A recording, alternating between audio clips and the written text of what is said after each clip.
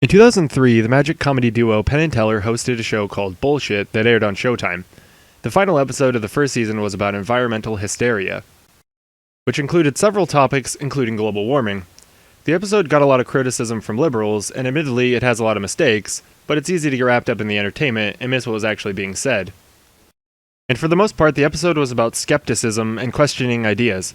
They talked a lot about the green movement and how many people use it to push an anti-corporatist agenda, and that the whole movement is too wrapped up in politics rather than revolving around science. This is old news, so you may be wondering why I'm even bringing it up, but it seems that this is just as relevant today. And I want to use this as an example of what skepticism looks like when it's opposed to the conclusions of science. It's okay to question popular beliefs, even if they're supported by science, but we have to be willing to critically examine the evidence.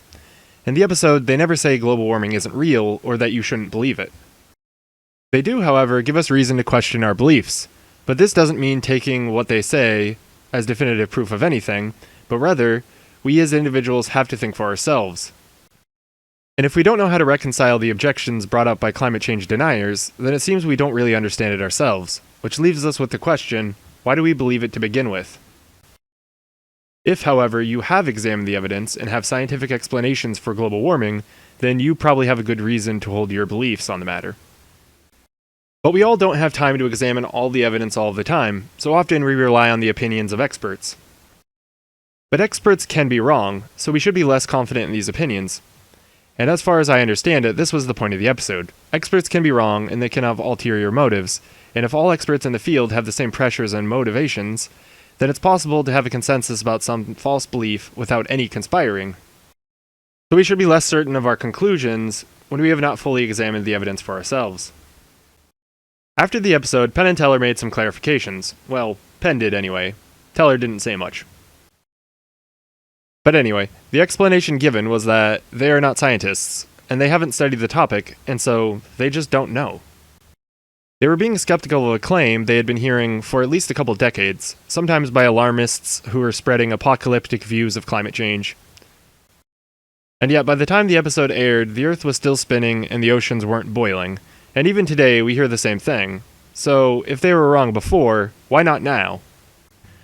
Well, first off, we have to distinguish the difference between activists who were spreading a more extreme view of climate change and scientists who may not have seen global warming as an immediate threat, but yet still saw the need for urgency in changing our ways if we hope to stop it before it's too late. For example, the original Cosmos, which premiered in 1980, talked a little about global warming. And while the matter is addressed as an urgent problem, it doesn't give a timetable, and never claims to know how bad things will be or how fast it'll happen.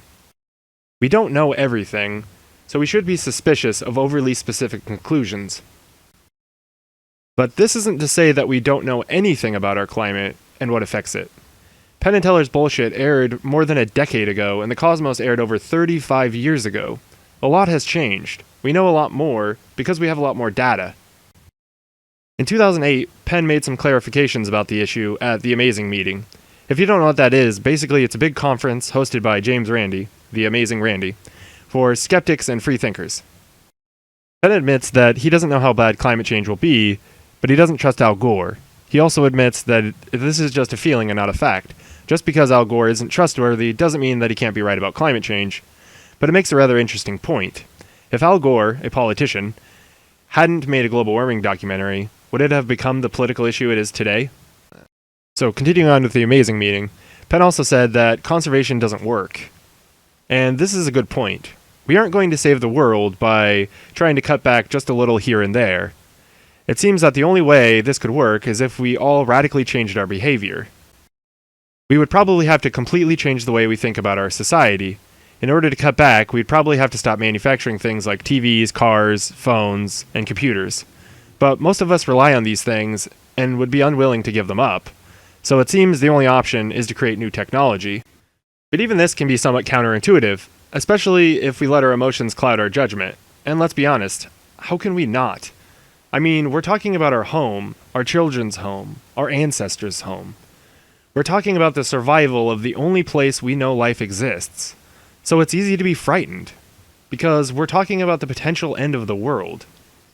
So we often think that we have to do every little thing we can, and we don't always think about the consequences. For example, many people felt the need to buy hybrid cars because it was helping them save the planet. But does it? As it turns out, maybe not so much, because the pollution from manufacturing a new car, including things like extracting the metal from the earth, can be more than what would have came out of the tailpipe of the old car. Which isn't to say that a more fuel-efficient car is pointless, but if the choice is to keep an old car with lower gas mileage or buy a brand new car, then the old car may end up, believe it or not, being the more eco-friendly choice. However, if you were going to buy a brand new car anyway, then by all means go for the more fuel-efficient option if you can. Getting back to the topic of skepticism, Penn has made further clarification since then. He has said that climate change is almost certainly real and that it's almost certainly anthropogenic, which is to say that it's caused by us, humans. But that he isn't a scientist, so why ask him about it? What difference does it make if he knows it or not? He is just a magician after all. However, it does make a difference if politicians believe it, because they're in charge of passing laws, and those laws have a big impact on how much we pollute and where we dump pollutants. Which is unfortunate, because in many ways, politicians are no better at assessing the claims made by science than magicians are. Which is why it saddens me to hear Scott Pruitt, the new head of the EPA, making a claim that carbon dioxide isn't responsible for climate change. Pruitt told CNBC that measuring the precise human activity on the climate is something very challenging to do, and there's tremendous disagreement about the degree of impact. So no, I would not agree that it's the primary contributor to global warming that we see. The it he's referring to is carbon dioxide. He goes on to say, but we don't know that yet. We need to continue the debate and continue the review and the analysis. Which may sound a lot like Penn and Teller's view, but it is not. First of all, Penn and Teller are magicians, so their uncertainty on the topic doesn't really matter, and they have little reason to know the extent to which the climate is changing. But Pruitt, on the other hand, is in charge of the EPA and has no excuse for not knowing the data generated by the department he is now in charge of.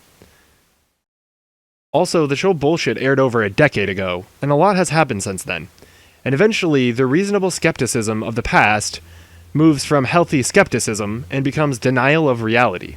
And the fact is, that time has come. Even without the enormous pile of data we have on the issue, we can see a reason to doubt Pruitt's claim. Because we know that CO2 is a greenhouse gas, and we know that the greenhouse effect is real. So we should be immediately suspicious of anyone making a claim to the contrary. This is a simple claim, and it can be disproven with simple evidence. But this doesn't mean flat out accepting all claims about global warming, because extraordinary claims require extraordinary evidence.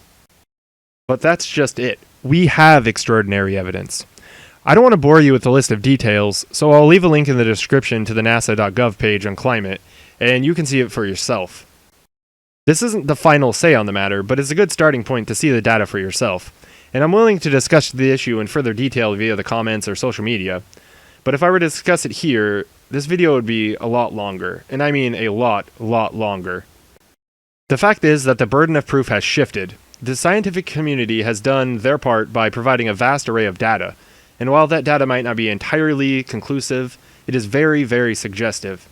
In other words, we know something is happening, and we know it's big. We may not know exactly how long it'll take, or how big the effects will be, but we know it is happening. So now if anyone wants to dispute this, the burden of proof falls on them, the one making the claim. In this case, the burden falls on Scott Pruitt, and it shouldn't be that hard for him because he's in charge of the EPA. So he should be able to release data showing why we should doubt it if such data exists.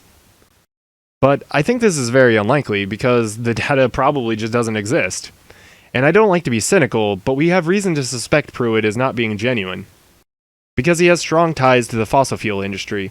And even if it could be shown that he isn't gaining financially, we always have reason to be suspicious of the political game being played. Pruitt's denial may be a way of winning over voters who have lost their jobs due to decline of gas and coal and the growth of the alternative energy industry. In other words, Pruitt doesn't care about facts, he just cares about getting votes. And this is exactly why we need to stop thinking of climate change as a political issue. It is not. It is a matter for science. The political issue is what we should then do about it. And interestingly enough, even if global warming were not caused by humans, that wouldn't mean we don't have a problem. We still have a planet that is becoming increasingly uninhabitable for us, Think of it like this. If an asteroid was approaching the Earth, and we could stop it, wouldn't we want to? I mean, asteroids are completely natural and not caused by us, but wouldn't we want to stop it from destroying the Earth and ending all life as we know it?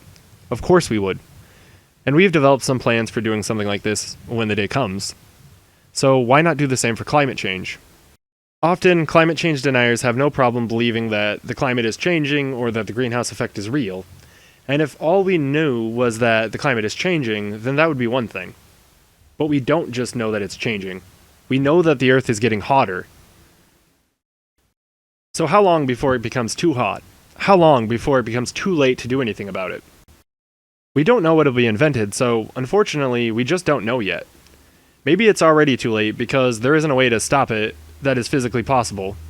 But maybe not. Maybe it'll take many years of rising temperatures before we finally invent something to fix our problems. If there's a silver lining, it's that urgency sometimes brings great innovation, but in this case, maybe that's just wishful thinking. Or maybe not. Maybe it's not too late. We just don't know. But one thing's for sure, we have to try. We must do what we can now, but we must also be skeptical and not just accept any claim out of fear. We have to be critical of each claim, otherwise we may end up contributing more to the problem than we are actually helping. But no pressure, it's only all life as we know it that's at stake.